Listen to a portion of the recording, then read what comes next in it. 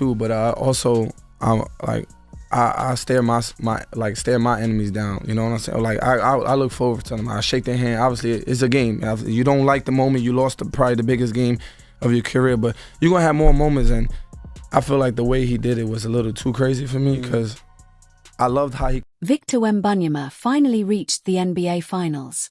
And for the first time, the whole league got to see what happens when the hype meets the highest pressure in basketball.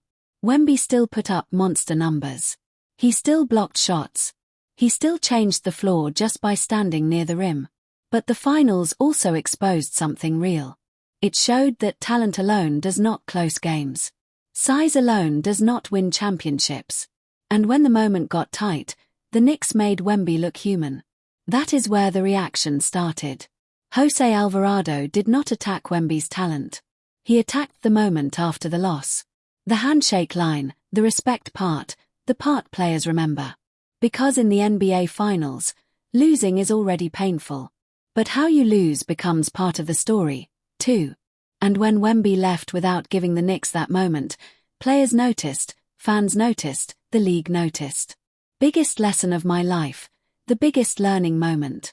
I can't tell exactly what the lesson is, but we're learning from that for sure. I'm learning more than any other time in my life before. You can see the weight of it. Wemby was not just dealing with one bad game. He was dealing with the first real finals failure of his career. The Spurs had made a huge run. They had shocked people. But once they got to the finals, the Knicks forced Wemby into a different kind of fight. This was no longer about potential. This was about execution. And that is what got exposed. Not his future, not his ceiling, his current gap. The difference between being a superstar and being the guy who can finish the job. Wemby can dominate stretches. He can terrify teams. He can make shots no big man should make. But the final showed that teams can still drag him into uncomfortable spots. They can make him work late in games. They can test his strength. They can force him to make decisions under pressure. And Karl-Anthony Towns opening up some driving lanes for Jalen Brunson. So after he opens up those driving lanes for Jalen Brunson and Jalen turns the corner and gets to the basket a few times, then Wemby goes into his one-man zone thing and weave. Game 4 was the real exposure point. The Spurs were up big, 29 points. That should have been the game that changed the series. Instead, it became the game that changed the narrative. The Knicks came back. Brunson kept attacking. New York found ways to pull Wemby into actions where he had to guard space, not just the rim. That is the difference between regular season dominance and finals basketball. In the finals, every weakness gets hunted. Brunson gets it. Fires up a three. Shot. No good. The tip. It's gone. It's gone. It's gone. With 1.2 remaining, Knicks take the lead. That hurt Spurs fans. The Spurs had control. Then the game started slipping. The Knicks did not panic. They kept attacking. They kept forcing decisions. And Wemby could not stop the collapse. That doesn't mean the loss was all on him. Basketball doesn't work like that. But when you're the franchise player, the camera finds you. The blame finds you. The questions find you. This is why NBA players reacted the way they did. They know the finals are different. They know regular season dominance means nothing when a team has 7 games to study you. Wemby saw doubles. He saw smaller players digging at the ball. He saw guards trying to pull him away from the rim. He saw physical defenders hitting him early. And most importantly, he saw a team that was not scared of him. But what are you going to say when the guy who talks soft takes out Wemby and does it because it's him? Because that wasn't Brunson last night. Brunson did what Brunson does. He's very comfortable in the fourth quarter and he made incredible shots at what he does. I don't want to underestimate it, but KAT won that game. That is why the Knicks matchup was so dangerous. Brunson gave Wemby problems in space. Towns gave him a real body to deal with. The Knicks did not treat him like an untouchable alien. They treated him like a great player with areas to attack. That is what champions do. They respect your talent. Then they hunt the details. And for Wemby, those details were clear. He still needs more strength. He still needs better late-game control. He still needs to punish switches faster.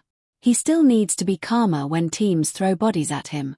He still needs another creator beside him who can settle the offense when everything gets tight. Because in the finals, the Spurs sometimes looked like they were waiting for Wemby to solve everything. I lost all hope. I said, man, we going back to San Antonio tied 2-2. They've lost all the momentum. San Antonio has recaptured it. This is going to be a struggle. And then Jalen Brunson said, bump this. Stephen A's reaction fits because Game 4 was bigger than one loss. It became the moment people started saying the Spurs were not ready yet. Not because Wemby is not special. He clearly is, but because a championship team has to protect a lead like that. A championship team has to calm the game down. A championship team has to answer when the building gets loud. The Spurs did not.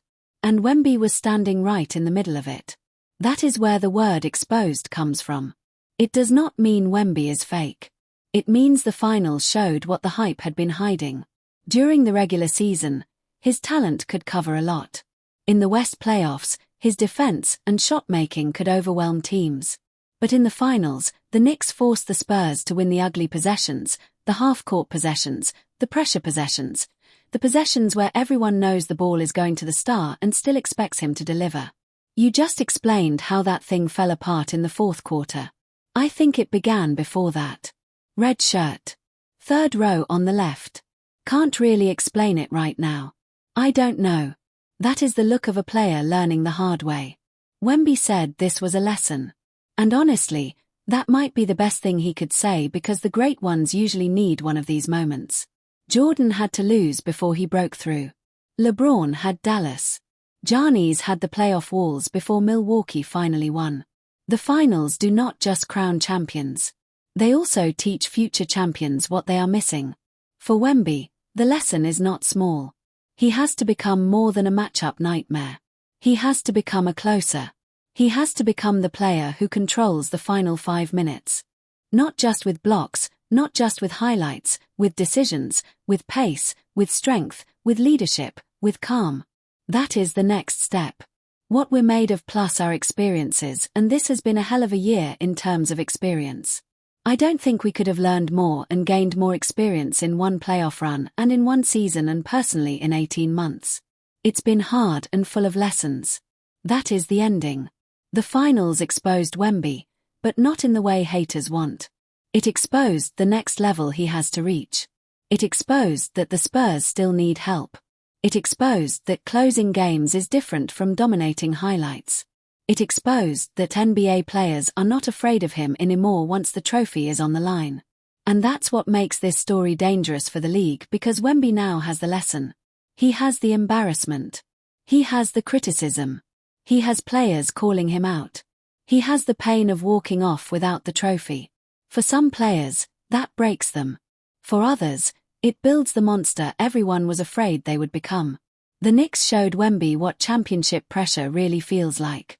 Now the NBA has to deal with what he does after being exposed.